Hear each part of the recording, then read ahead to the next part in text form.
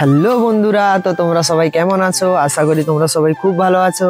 আমিও খুব ভালো আছি। তো চলে এলাম আমার আরো একটি মিনি ব্লগ ভিডিও নিয়ে। তো বন্ধুরা, আমি তোমাদের আজকের একটা নতুন জিনিস দেখাবো, যেটা হয়তো কেউ দেখেছো বা কোনোদিন দেখোনি। তো বন্ধুরা, কি ভাবছো আমি কোনখানে দাঁড়িয়ে আছি? কি গাছ? তোমাদের দেখে মনে হচ্ছে যে এটা আদা গাছ, কিন্তু তোমরা এটাই ভাবছো যে আদা গাছ এত বড় বড় হলো কি করে। না বন্ধুরা, এটা একদমই ভুল।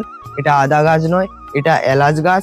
আদা গাছ আর এলাচ গাছ সেমই হয়, কিন্তু আদা ছোট হয় আর এলাচ গাছ বড় হয়। তো চলো বন্ধুরা, আমি তোমাদের দেখাই আরো ভালো করে যে এলাচ গাছ কিরকম হয়, আর এলাচ কিভাবে কাঁচা অবস্থায় থাকে, আর এলাচ কোথায় হয়। সম্পূর্ণ ভিডিওটা তোমরা দেখতে থাকো, তবেই বুঝতে পারবে। তো চলো।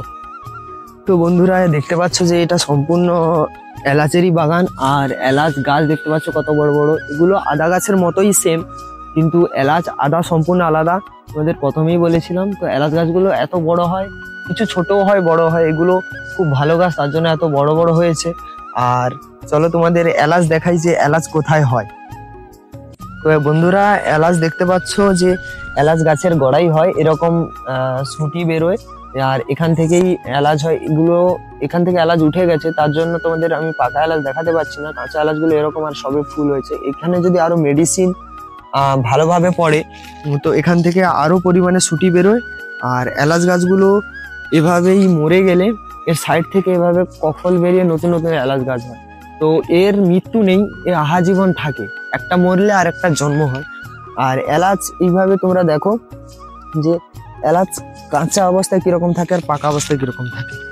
তো এটা পেকে গেছে এই এলাচটা, তার কারণে এর ভেতরের যে বীজটা এটা কালো হয়ে গেছে। এই বীজ দেখেই আমরা বুঝবো যে এলাচ পেকেছে কি কাঁচা আছে। আর এলাচের যে গায়ের রংটা, সেটা সম্পূর্ণভাবে এভাবে সবুজ হয়ে থাকে।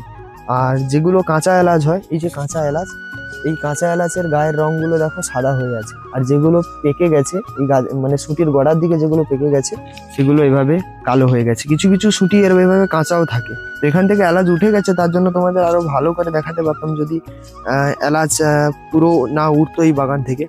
তো এলাচ উঠে গেছে, তো তার জন্য তোমাদের এই একটা পাকা এলাচ ছিল, এটা দিয়ে দেখালাম। তো বন্ধুরা, কারা কারা এই এলাচ গাছ দেখেছো আগে, বা এই ভিডিও তোমরা আগে কোনোদিন দেখেছো কিনা কমেন্ট করে জানাবে। আর আমার ভিডিওটা কেমন লাগলো তো অবশ্যই কমেন্ট করবে। তো দেখা হচ্ছে নেক্সট ভিডিওতে।